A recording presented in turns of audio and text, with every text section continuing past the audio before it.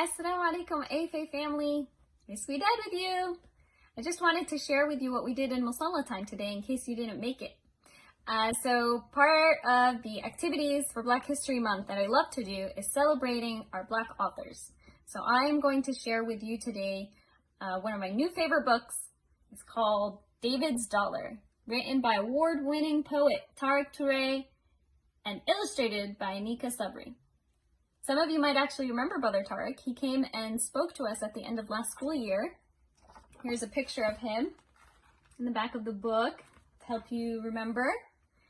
In this story, we get to meet David, the main character, and we follow him as he learns about how far his dollar can go. All right, so let's start. Bismillah.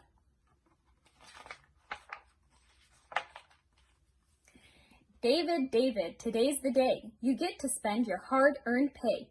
You've done the dishes and raked the leaves. Your mother and I sure are pleased. Now here's your chance. Let's hear your roar. Take your dollar to any store. Think of all the things you can buy. What special treat has caught your eye?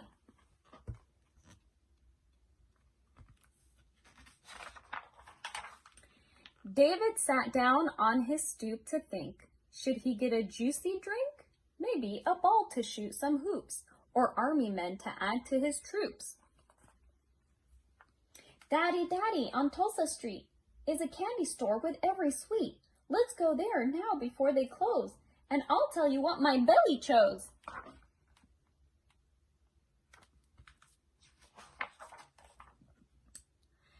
Fast they went to Sammy's Sweets. David tasted the air and chomped his teeth. On the shelves they would find so much candy, almost any kind. With a tilted chin and big old grin, David said, I want peppermints. The red stripes made his eyes alive. For 20 cents, he bought 5.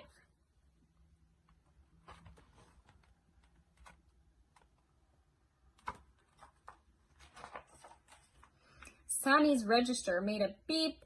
Just like that, sweets to eat. David was happy to get what he asked, but then got upset it spent so fast. But as they left, David had to know. He asked, Daddy, where's my dollar go? David hung his head and walked so sadly. I'll show you where, said David's daddy. And then they went to Mensa's Blends. He makes the best juices for his friends. You can hear the machines mix from the door. Then in walks Sammy from the candy store.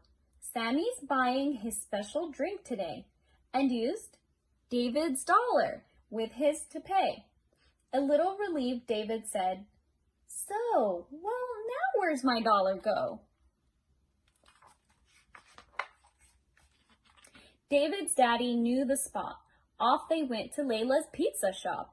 Before his father could try to answer, David's jaw drops when he sees Mensa. Mensa gets one with cheesy cheese. Out comes David's dollar from Mensa's sleeve. David's daddy said, I bet you want to know. And David said, Yep, where's my dollar go?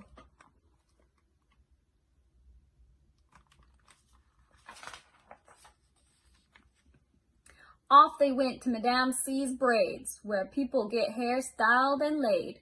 David sees the pretty patterns made. So cool they are, he's in a daze. Then in walks Layla to get her daughters. They got plaits with flower borders. Out comes David's dollar when Layla pays. The daughters look in the mirror, amazed.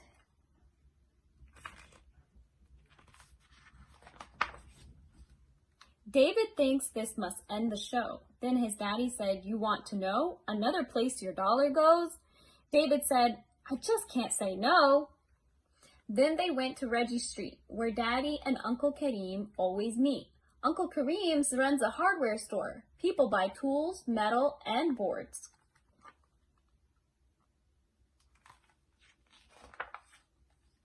Then David heard the dangling beads of the one and only Madame C. She needs a new light in her house. Finally, David has it figured out. Uncle Kareem came down from the tower. Madame C gave him David's dollar.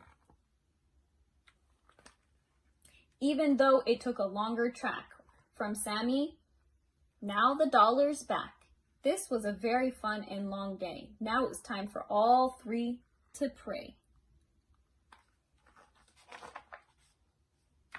After Salah, the Imam told the crowd, the Abdullah family's house just burned down. Thankfully, they made it all out and safe, but now needed help for a place to stay.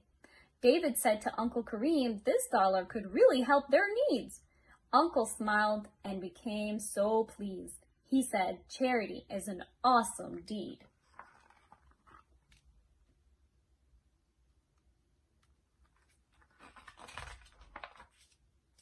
That night, David dreamed of his dollar's path. He yawned and said, I guess I'll need to learn more math.